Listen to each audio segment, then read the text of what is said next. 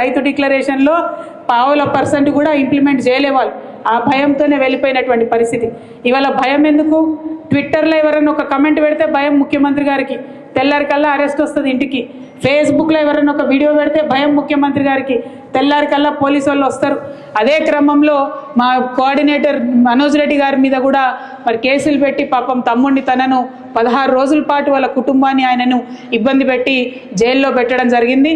మేము కూడా చూస్తూ ఉన్నాం. బీఆర్ఎస్ కూడా పింక్ బుక్ మెయింటైన్ చేయడం మొదలు పెడుతుంది. ఇబ్బంది పడద్దు, ఇంతకింత తిరిగి చెల్లిస్తామని కూడా మీకు తెలియజేస్తూ ఉన్నాం.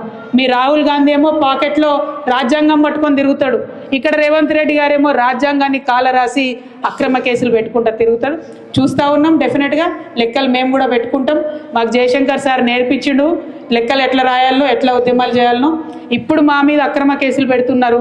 మా కార్యకర్తలను కాపాడుకుంటూనే మీ లెక్కలు కూడా తీసి ఇంతకింత మేము అధికారంలోకి వచ్చినాక తప్పకుండా తిరిగి చెల్లిస్తామని ఈ ప్రభుత్వానికి హెచ్చరిక చేస్తూ మరి కార్యకర్తలందరి పక్షాన బీఆర్ఎస్ పార్టీ నిలబడి ఉంటుందని చెప్పి మీకు మరొక మారు భరోసా ఇస్తూ థ్యాంక్ యూ.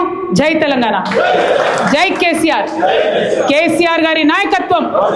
జై బీఆర్ఎస్, జై బీఆర్ఎస్. జై బీఆర్ఎస్ అంటే జై జై బీఆర్ఎస్ అనాలి.